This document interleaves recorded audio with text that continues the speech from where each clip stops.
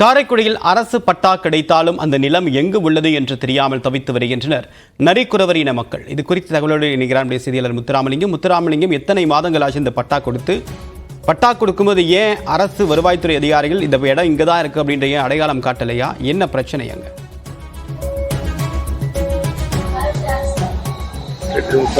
தேவப்பிரியன், அதாவது பழங்குடியின இனத்தைச் சேர்ந்த நரிக்குறவர் மக்கள் சிவகங்கை, காரைக்குடி, திருப்பத்தூர் மற்றும் தேவகோட்டை உள்ளிட்ட பகுதிகளில் அதிக அளவில் வச்சு வர்றாங்க. இவங்க பொதுமக்கள் அதிகம் கூடும் இடங்கள் மற்றும் ரயில் நிலையங்கள் மற்றும் கோயில் திருவிழாக்களில் ஊசிமணி, பாசி, மாலை மற்றும் பிளாஸ்டிக் பொருட்கள் போன்றவற்றை விற்பனை செய்து தங்களது வாழ்வாதாரத்தை நடத்தி வர்றாங்க. இவங்களுக்கு அரசு பல்வேறு நலத்திட்ட உதவிகள் செய்திருந்தாலும் இன்றும் அவர்கள் ஒரு உரிமை கோட்டு கீழ்தான் வாழக்கூடிய சூழ்நிலையை நம்ம கண்கூட இங்கே பார்க்க முடியுது. இந்த நிலையில் இங்கே சிவகங்கை மாவட்டத்தில் உள்ள காரைக்குடியில் உள்ள வேடநகர் பகுதியில் ஒரு 30 ஆண்டுகளுக்கு மேலாக நரிக்குறவர் மக்கள் வச்சு வர்றாங்க. அவங்களுக்கு பல்வேறு போராட்டங்கள் பிறகு பட்டா கேட்டு போராட்டம் பண்ணாலும் இந்த பகுதி ஒரு நீர்பிடிப்பு பகுதி என்பதால் பட்டா கொடுக்கறதுக்கு மாவட்ட நிர்வாகம் மறுத்திருந்தது.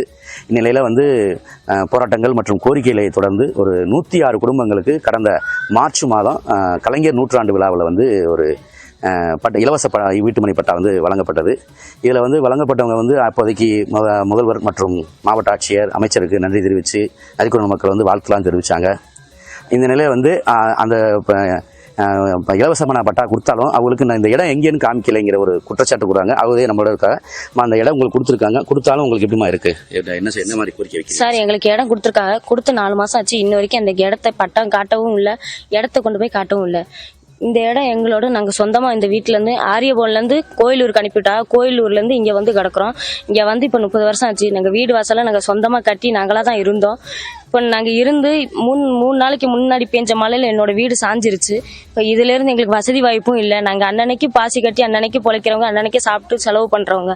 நாங்கள் இந்த மாதிரி இருந்து கஷ்டப்பட்டு எங்கள் பிள்ளைங்களெல்லாம் கொஞ்சம் படிக்க வச்சு கொஞ்சம் முன்னேற்றுவோம் அப்படின்னு நினச்சிக்கிட்டு இருந்தோம் சார்.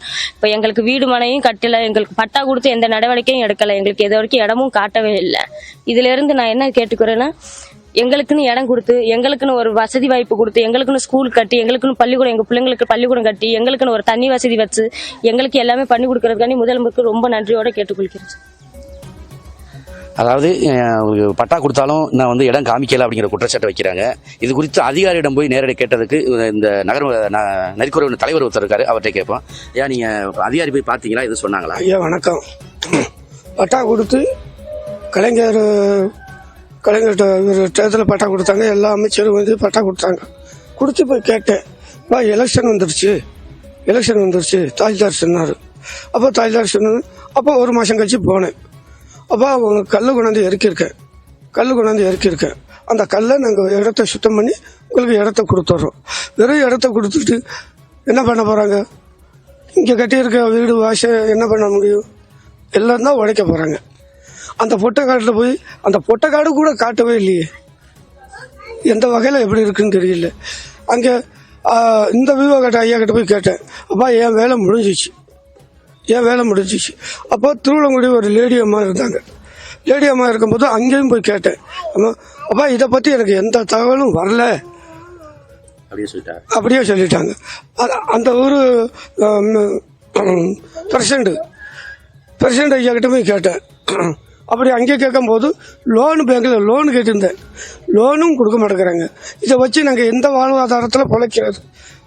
ஓகே சார், அதாவது இலவச வீட்டுமனை பட்டா கொடுத்தாலும் எங்களுக்கு அந்த வீடு என்ன இடத்த காமிக்கலைங்கிற குற்றச்சாட்டை வைக்கிறாங்க. மேலும் இப்போ இலவச வீட்டுமனை பட்டா கொடுத்த இடத்துல எங்களுக்கு அடிப்படை வசதிகளின் கூடிய வீடும் கட்டித்தர வேண்டும் என்பதே நரிக்குறவர் மக்களின் கோரிக்கையாக உள்ளது. தேவபிரியன், நரிக்குறவர் மக்களின் நீண்ட நாள் கோரிக்கை நிறைவேற்றப்படுமா அப்படின்றத பொறுத்திருந்து பார்க்கலாம். உங்களுடைய தகவலுக்கு நன்றி முத்துராமலிங்கம்.